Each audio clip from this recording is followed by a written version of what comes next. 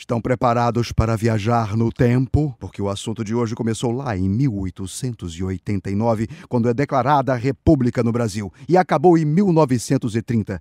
É a República Velha, ou também conhecida como a Primeira República. Vamos aos fatos? Esse período foi dividido em dois momentos. Vamos falar agora do primeiro, a República da Espada.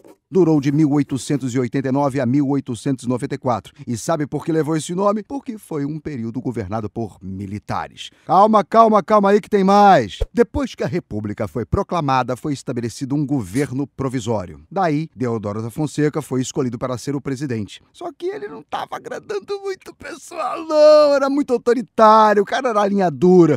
Aí os políticos ficaram meio pistola e decidiram aprovar uma nova Constituição. Assim surgiu a Constituição de 1891, que buscava estabelecer de vez no país a República seguindo o sistema presidencialista. E eu vou te dar um resuminho dos pontos mais importantes dessa Constituição. 1. O federalismo, que era o estabelecimento de uma relativa e limitada autonomia para os estados. 2. A divisão dos poderes entre executivo, legislativo e judiciário. 3. O voto era somente para homens maiores de 21 anos e alfabetizados.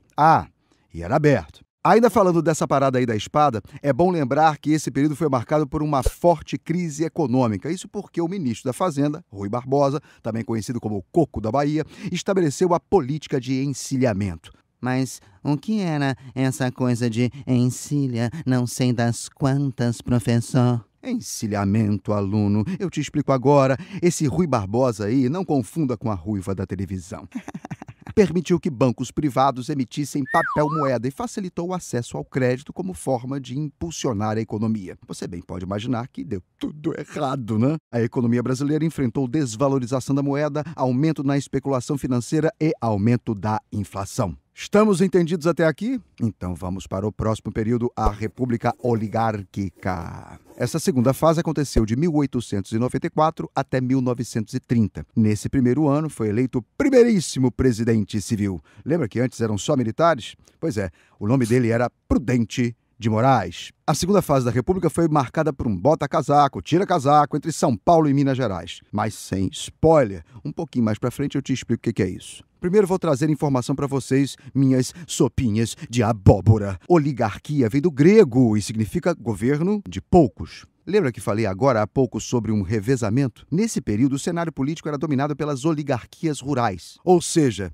os mais tops proprietários de terra, gente poderosíssima. Em geral, os presidentes eleitos eram do Partido Republicano Paulista, o PRP, e do Partido Republicano Mineiro, o PRM. Para isso acontecer, ocorriam acordos e práticas de manipulação do processo eleitoral, o que era facilitado pelo fato do voto ser aberto. Esse troca-troca era chamado de política do café com leite, fazendo referência às maiores riquezas geradas por esses dois estados. Sabe toda essa manipulação do processo eleitoral que eu falei? Aconteciam de duas maneiras. Vamos começar pela política dos governadores. Esse sistema foi colocado em prática pelo presidente Campos Salles e consistia na troca de favores políticos entre o presidente da República e os governadores dos estados. Mas que troca de favores são essas, professor? Eu te explico, meu guerreirinho. O presidente não interferia nas questões estaduais e, em troca, os governadores davam apoio político ao Executivo Federal. Sacou? Ainda não? Relaxa, eu te explico mais. Neste acordo político, os governadores não faziam oposição ao governo federal. Nas eleições, vários recursos legais e até ilegais aconteciam para eleger senadores e deputados que iriam apoiar o presidente.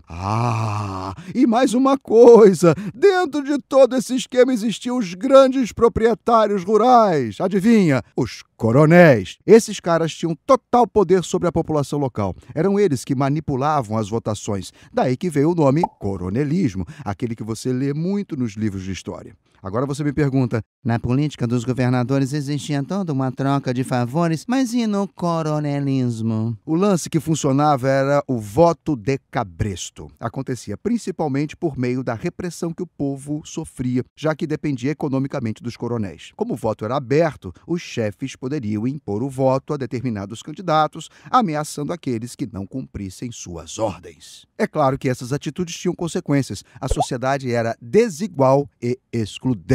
Isso causou revolta na população. Daí surgiram movimentos sociais na Primeira República. Vamos começar então com os urbanos. A revolta da vacina foi a primeira. Aconteceu no Rio de Janeiro em 1904, em meio às reformas urbanas e sanitárias realizadas por Pereira Passos, prefeito daquela época. O pessoal estava meio bolado com o que esse cara estava fazendo, desalojando milhares de pessoas de suas habitações do centro da cidade, os chamados cortiços, para o alargamento das avenidas e construção de praças, e também declarando a vacinação obrigatória contra epidemias que assolavam a cidade, como, por exemplo, a febre amarela. Acho que agora vocês pegaram de onde veio o nome dessa revolta, né? A revolta da vacina. E temos mais um movimento urbano, a revolta da também no Rio de Janeiro, alguns anos depois, em 1910. O principal motivo de insatisfação eram os castigos corporais sofridos pelos marinheiros de baixa patente. E os manifestantes tinham um líder, João Cândido, conhecido como Almirante Negro. As suas principais reivindicações, além do fim dos castigos, eram melhorias na alimentação dos marinheiros e a anistia, perdão, para todos que participaram da revolta. O movimento, no entanto, foi reprimido duramente pelas forças governamentais. Vamos lá, minha gente! Conflito rural aí! Durante 1893 e 1897, lá no Nordeste brasileiro, aconteceu a Guerra de Canudos. A situação daquela região era muito precária. Fome, miséria, seca e violência. Isso fez com que Antônio Conselheiro tomasse frente dessa revolta, dizendo que ele era um enviado de Deus, que acabaria com os problemas da região, como a desigualdade. Além disso, o líder também dizia que iria combater os ditos pecados republicanos, como o casamento civil e a cobrança de impostos. O discurso de Conselheiro era extremamente forte e fez com que milhares de cidadãos o seguissem, formando assim o povoado de Canudos. A revolta tomou grandes proporções e as forças republicanas interviram, tornando então a coisa toda num grande massacre. Para fechar essa parte dos movimentos sociais, vamos falar agora do último, a Guerra do Contestado. Esta aconteceu no sul do país, entre as fronteiras do Paraná e Santa Catarina, entre 1912 e 1917. E você sabe, né? Esse negócio de fronteira é meio complicado. Foi justamente isso que motivou a guerra. O conflito sociopolítico foi causado pela disputa desses territórios, e é por isso que recebe o nome de Contestado. Tudo começou com a construção de uma estrada de ferro que ligaria São Paulo ao Rio Grande do Sul. Só que isso não foi nada bom para o povo. Muitas pessoas ficaram em condições péssimas de vida. Isso porque famílias foram despejadas de suas terras para a construção da rodovia. Mas nada disso importava. O que valia mesmo eram os interesses dos coronéis, empresa norte-americana, a tal da Brazil Railway Company. Dentro deste contexto surgiu José Maria de Santo Agostinho. E esse cara era um monge peregrino que ficou mexido com a situação dos camponeses. Assim ele ganhou fama e ganhou seguidores também. Isso tudo metendo pau no governo republicano. É claro que isso não agradou nada aos poderosos da época, não é? Então eles decidiram enviar suas tropas com o objetivo de desmanchar a comunidade e obrigar a retirada dos camponeses. Como vocês viram, a Primeira República não foi lá essas mil maravilhas, não é? Mas calma aí que tem mais treta ainda que ainda vai rolar, meu povo. Pera lá, não acabou não. A segunda e última fase, a oligárquica, estava se esgotando, o que gerou uma crise da Primeira República. Um dos grandes opositores desse cenário foram jovens oficiais denominados de tenentes, que lutavam contra o regime oligárquico e o fim das fraudes no processo eleitoral, com a implantação do voto secreto. Esse movimento ficou conhecido como tenentismo. Vocês lembram da tal quebra da Bolsa de Nova York que aconteceu lá em 1929? Uma tal de crise de 29, né, professor? Tu arrasa, garoto, ele é bom, é isso mesmo. Ela afetou diretamente a crise que vivíamos aqui na época da Primeira República, já que os Estados Unidos, sendo o principal comprador do nosso café, enfraqueceu as elites brasileiras. A partir dessa data só foi confusão. Eu falei lá no meio da explicação sobre aquele troca-troca entre São Paulo e Minas, Minas-São Paulo, lembra disso? Pois é, deu treta nessa parte também. Nas eleições de 1930, as oligarquias de Minas Gerais e São Paulo entraram em um sério conflito político. Era a vez de Minas Gerais indicar o candidato à presidência, já que Washington Luiz, paulista, indicado pelos paulistas, estava na presidência. Só que não foi bem assim que as coisas aconteceram. Os paulistas apresentaram a candidatura de Júlio Prestes. Bem pistolas, muitos políticos mineiros apoiaram o candidato de oposição da Aliança Liberal, o gaúcho Getúlio Vargas. Mesmo depois de ter rompido o acordo com Minas, Júlio Prestes, apoiado pela elite de São Paulo, venceu as eleições. E eu preciso dizer que houve muita especulação de fraude. Tanto é que Getúlio Vargas e os políticos do Rio Grande do Sul, Minas Gerais e Paraíba ficaram muito insatisfeitos. Esse ano foi muito louco, mais louco que o programa do João Kleber. Em julho, o candidato à vice-presidência de Getúlio Vargas, o paraibano João Pessoa, foi assassinado.